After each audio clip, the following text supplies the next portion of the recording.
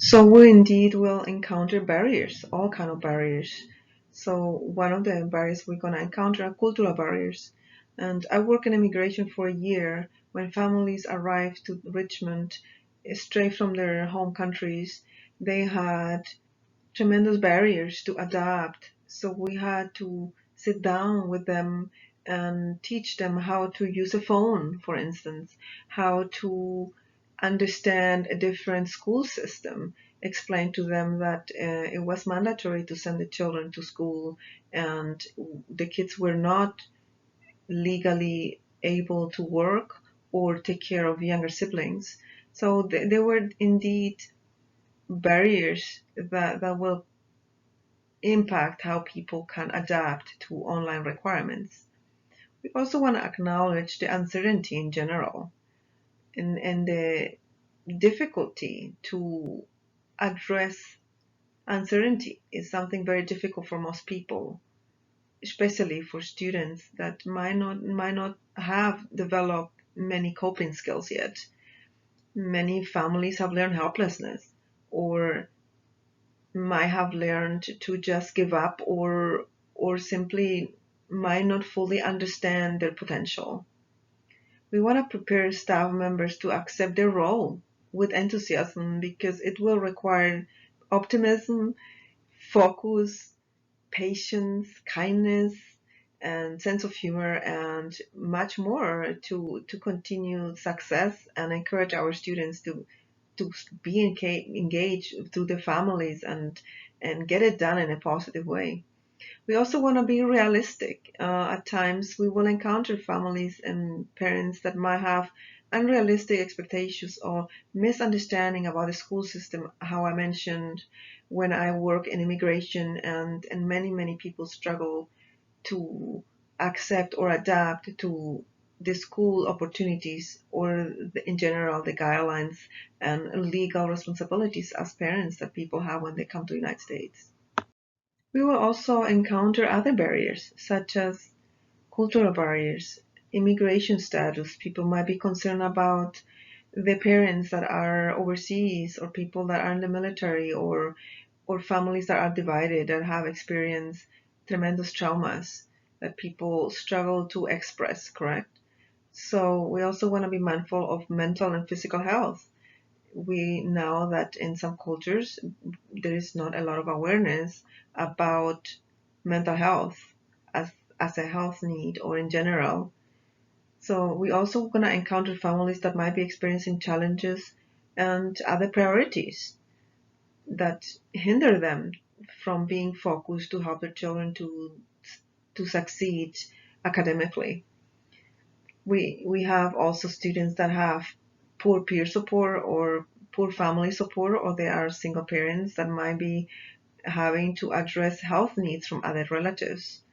So we also will find difficulties in parents in the challenge of adapting or sitting with the children and encourage them to study in a new way because it transforms the parents into teachers, and not all parents are interested or able or capable of accepting that role with simplicity and enthusiasm and encouragement.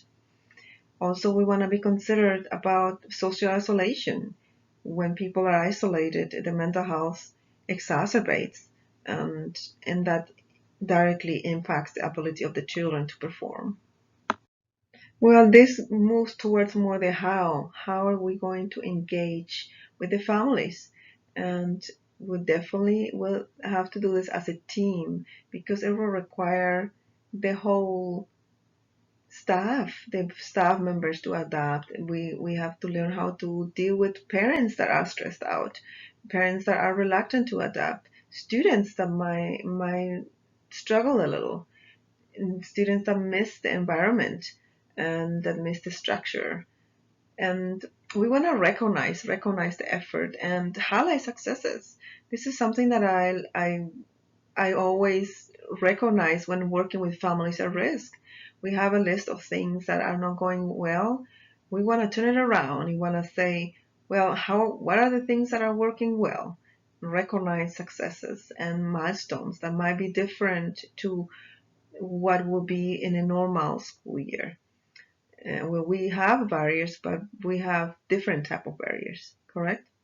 We also want to do mentoring opportunities. We want to recognize and utilize the staff member skills and lead and learn from each other. There's going to be plenty of opportunities to say the students were still tired, but however they participated, and that's a success that might be look different than the success within a normal school year, correct? So it's going to be very helpful to have to polish leadership skills, polish empathy, self-care, professional accountability, but also have realistic expectations and support each other in moments where things are not that great, or we have parents that might be so stressed out that might communicate in very poor ways, or might put all their frustration in the hands of the teacher or a staff member or a hub.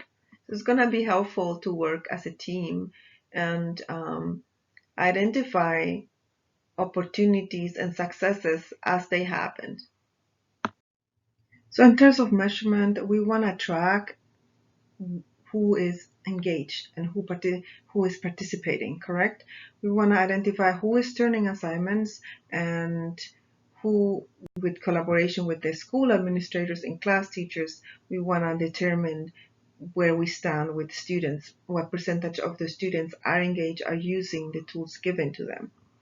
We also want to identify the most effective way to communicate with the hubs and the parents. That's going to be helpful. We want to maintain communication with the hubs. We want to identify gaps, address technical and logistical challenges, maintain families engaged, and celebrate small successes. We can redefine success and acknowledge those little.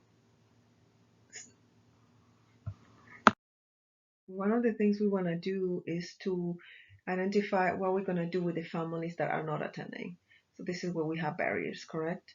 So this is where Richmond Public School, we can determine how can we maximize effort, how can we make it more welcoming, how can we develop more trust, more empathy, more understanding, less barriers.